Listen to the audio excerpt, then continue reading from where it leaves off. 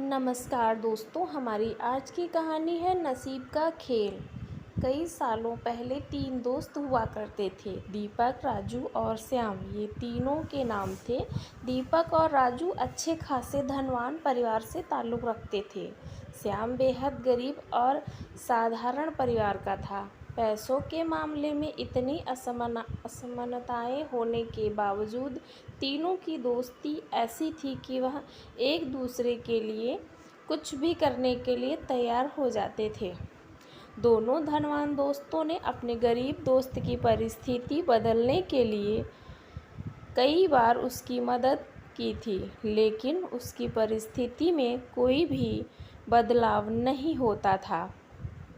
वह कहते हैं ना कि समय से पहले और नसीब से ज़्यादा किसी को कुछ नहीं मिलता।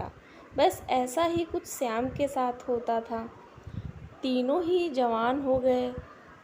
दोनों धनवान दोस्त अपना अपना व्यापार अच्छे से करने लगे और पहले से भी ज़्यादा धनवान बनते चले गए।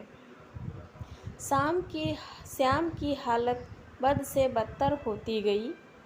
अपने दोस्त की बिगड़ती हुई हालत देखकर दीपक और राजू ने उसके लिए कुछ करने का फैसला किया। दोनों ने 100 सोने के सिक्के एक थैली में रखे और श्याम को देते हुए कहा, तुम इनसे कोई व्यापार शुरू करो और पैसे कमाओ और अपनी गरीबी दूर करो। श्याम ने उन 200 सिक्कों में से 5 सिक्के घर खर्च के लिए निकाले और बाकी के 195 सिक्के अपनी पगड़ी में बांधकर शहर की तरफ जाने लगा, ताकि वह जाकर व्यापार के लिए कुछ ज़रूरी चीज़ें ला सके। वो गांव से कुछ दूर ही पहुंचा था कि आसमान से एक चील उड़ती हुई आई और उसकी पगड़ी उड़ाकर ले गई। श्याम ने उसका काफ़ी पीछा किया, लेकिन चील इतनी ऊंची और तेज़ उड़ी कि उसको आखिरकार हार मानकर अपने घर लौटना पड़ा। कुछ दिन बीतने के बाद जब दीपक और राजू श्याम की हालत का जायज़ा लेने के लिए उसके घर गए तो उन्हें श्याम की हालत में रत्ती भर का भी फ़र्क नज़र नहीं आया। पूछने पर श्याम ने सारी हकीकत दोनों को बता दी। राजू को उसकी बातों पर भरोसा नहीं हुआ, लेकिन दीपक ने उसका विश्वास कर लिया। दीपक ने फिर से उसे 200 सोने के सिक्के दिए और बोला, फिर से कोशिश करो। श्याम सुबह नींद से जागा और सीधा उस भूसे की टोकरी की तरफ गया जहां उसने सिक्के छुपाए थे। उसने घर में काफ़ी ढूंढा, लेकिन उसे वह भूसे की टोकरी कहीं नहीं दिखाई दी। उसने अपनी माँ से पूछा तो माँ ने बताया कि उसे सब्जी खरीदनी थी और घर में पैसे नहीं थे, इसलिए उसने उस भूसे की टोकरी के बदले सब्जी खरीद ली। श्याम आखिर करता भी क्या, वह अपनी किस्मत को ही सता रह गया। फिर से कुछ दिनों बाद दीपक और राजू श्याम को मिलने आए।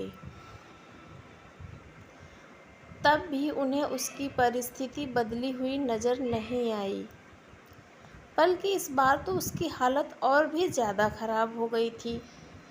उसके कपड़े फट चुके थे और घर में कपड़े सीने के लिए सुई तक नहीं थी।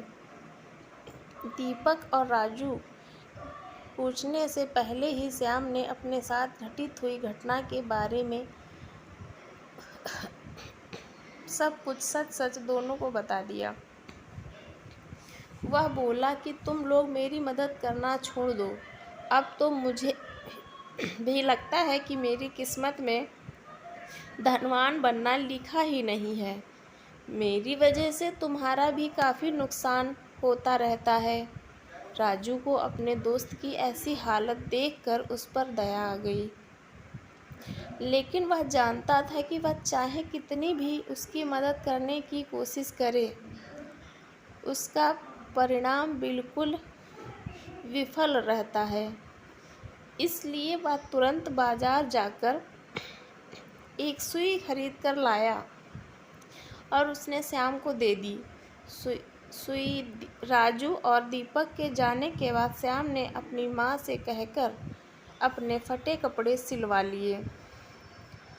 उसी रोज़ उसके पड़ोस में रह रहे मछुआरे की बीवी उसके घर आई और सुई मांगने लगी। वह बोली, मेरे पति को मछलियाँ पकड़ने जाना है, लेकिन हमारा मछली पकड़ने का जाल कई जगह से फट चुका है। अगर आपके पास सुई हो तो मेरी मदद कर दीजिए। इसके बदले मैं आपको एक अच्छी सी मछली देकर जाऊंगी। श्याम को माँ ने उस महिला को सुई दे दी। अगले दिन वह महिला एक बड़ी सी मछली के साथ उसके घर आई और उसे धन्यवाद देते हुए सुई और मछली उनको देकर चली गई। श्याम की माँ ने जब मछली को पकाने के लिए काटना शुरू किया तो उसके पेट से चमकीला पत्थर निकला। श्याम को पत्थर कीमती जान पड़ा, इसलिए वह जौहरी के पास जाकर उसकी जांच कराई तो बेहद कीमती हीरा था। उसको बेचकर श्याम को 20,000 सोने मोहरे मिल गईं। इतने सारे पैसे उसकी गरीबी दूर करने के लिए काफ़ी थे। उन पैसों से उसने अपने लिए एक अच्छा घर और काफ़ी सारी खेती खरीदी। करने लायक ज़मीन और 1 बीघा भी थी।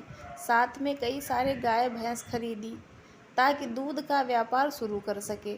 हमेशा की तरह कुछ दिनों बाद जब उसके दोनों दोस्त राजू और दीपक उसे मिलने आए तो उसकी बदली हुई स्थिति देखकर दोनों दंग रह गए।